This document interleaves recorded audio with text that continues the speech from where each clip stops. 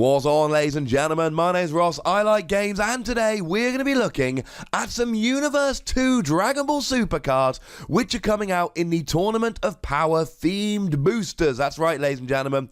We've had a bunch of information about Universe 2 cards. I think they're pretty gosh darn fun, so I thought we would have a look at them. And the synergy here, ladies and gentlemen, is just beautiful. So starting off then, we have Girl Warrior Brianne de Chateau.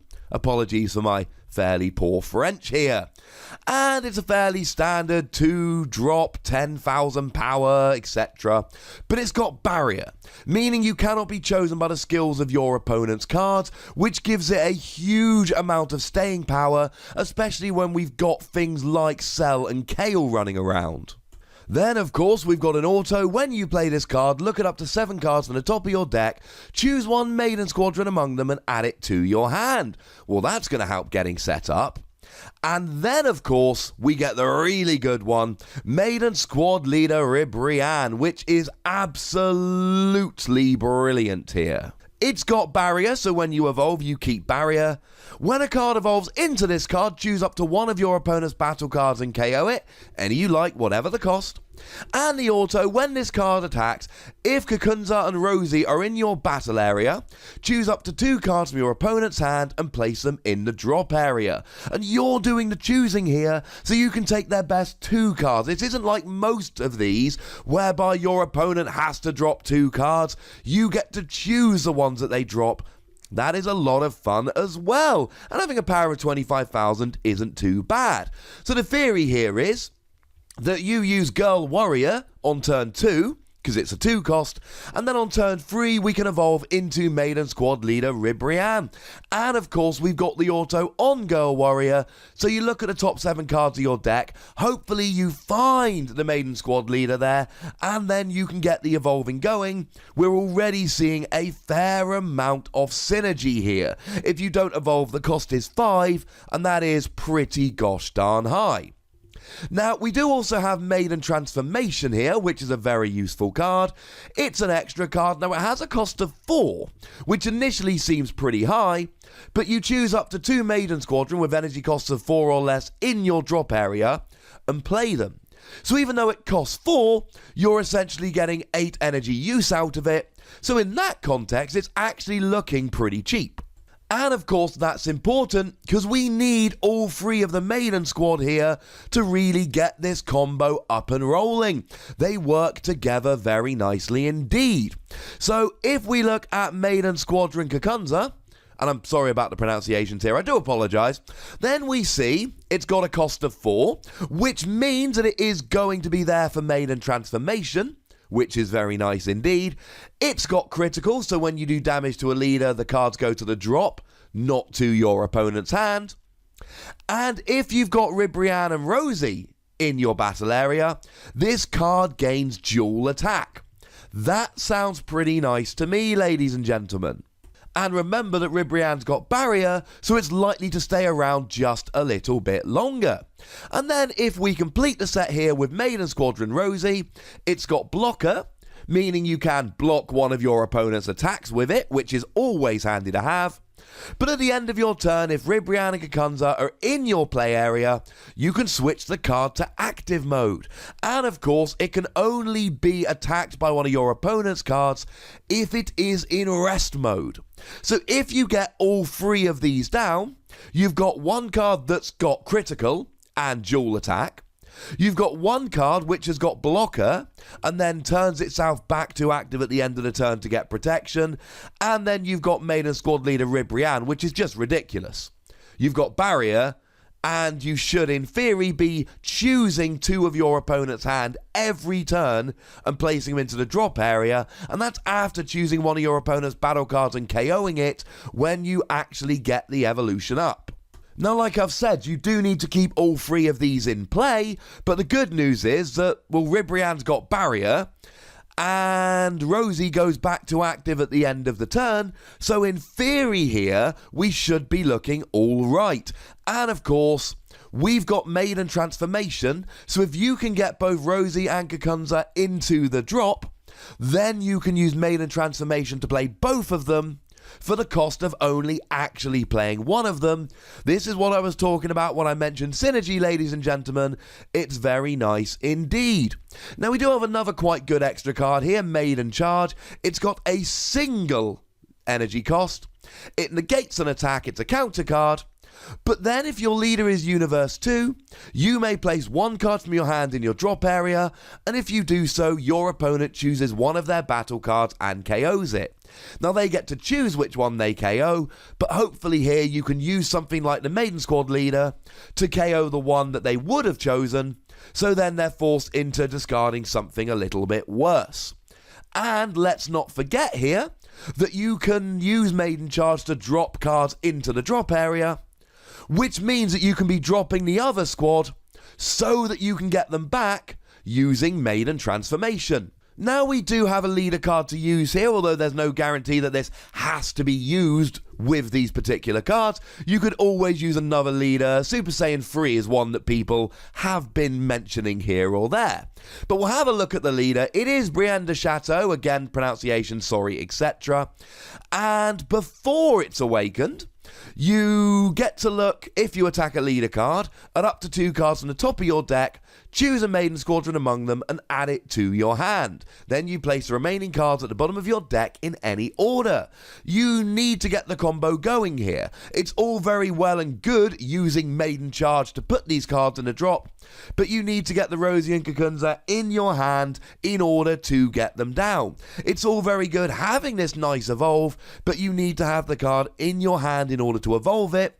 That's what our leader does here, giving you that extra level of consistency. Then, of course, when your life is at 4 or less, draw 2 cards, flip the card over, and it gets even better. This is one that you're going to want to awaken probably sooner rather than later. Yeah, you get to draw a card when it attacks, but once per turn, if you've got the other 2 in your battle area, KO one of your opponent's battle cards. Instant KO of one of your opponent's battle cards just for having 2 cards in your play and then having this leader awakened.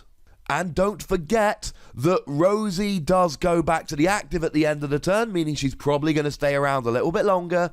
And don't forget that you can use Maiden Transformation to get both of them on the field in one go, as long as you've got 4 energy you don't mind using. Well, that sounds pretty good. Just getting a KO on a battle card once every turn for free is just wonderful. I mean, at the moment, if we're talking about leader cards KOing battle cards, you basically got Cell. Before awakening, you can place a card from your hand under it, and then KO a battle card with a cost of 3 or less. And after awakening, you can place 2 cards from under it in the drop area, and then you get an auto KO on a battle card. Although you can also place 1 card under it and draw 2 cards, but if you don't have enough cards under there, you're not getting the KO. Ribrianne here just really doesn't care. Now, they are the main cards for this particular combo, but there are a couple of other Universe 2 cards, so let's have a quick look. Good news is we've actually got 2 here which are fairly useful in terms of kind of helping us set up this deck. We've got ZARBUTO, Maiden Attendant. When you play this card, and it is a single energy cost, look at up to 3 cards from the top of your deck, choose a Universe 2 and add it to your hand. It's a nice card to have on the first turn, just in order to firstly get a card down and having a battle card and all of that, but it helps you search for your Universe 2 cards so you can get the turn 2 Brianne here, which is something you really need. And then you've got Teleporting Jimeze, and I'm sorry about the pronunciations here, ladies and gentlemen. I am going to go through Dragon Ball Super, but I'm currently rewatching the entirety of Dragon Ball Z. It's awesome, but it leaves some of the pronunciations of later characters a bit bad. I'm really sorry. So, the permanent here, it reduces the energy cost of your Maiden Squadron in your hand by 2. Now, you've still got to pay the specified cost. So, for instance, Girl Warrior Brianne de Chateau does not go from 2 to 0, because you've still got to pay the specified green card here. That's quite important. But something like a Maiden Squadron Rozie, for instance, you could play for just 2 green. It would go from 4 down to 2. That sounds pretty good to me. And as if that wasn't good enough, there is a great little skill here, and basically if you put a card from your hand into the drop area, and let's remember that you need to drop the squad members so that you can then get them out more easily using Maiden transformation, then what you can do is pop it into your warp, and then it comes back to your battle area at the beginning of your next turn, meaning your opponent cannot KO it, cannot get rid of it using a skill, etc. That sounds very handy to me. Now, there are some other Universe 2 cards that are useful but just don't fit the combo so well, so let's have a very quick look at the rest of them. RABANRA Maiden Attendant has got Blocker, and you can play it for free if you've got a Universe 2 card in your battle area. I mean, it's a free blocker, it's fine. Having said that, Destined Krillin doesn't see any play in Android decks, maybe this won't either. We've got Vikal, Master of the Sky, which is your standard super combo card for this particular deck. You can only put 4 in your deck, and if your leader card is Universe 2 and you've got 5 life or less, draw 1 card, and then it's basically a free 10,000 combo. That sounds alright to me. We've got ZIRLOIN Maiden Attendant, which has double strike, and once per turn you can take a card from your life, put it into your hand, and assuming your leader card is Universe 2, just KO one of your opponent's battle cards. You swap a life for one of your opponent's battle cards, and it gets you closer to Awakening. It certainly looks alright, and it's not bad at all.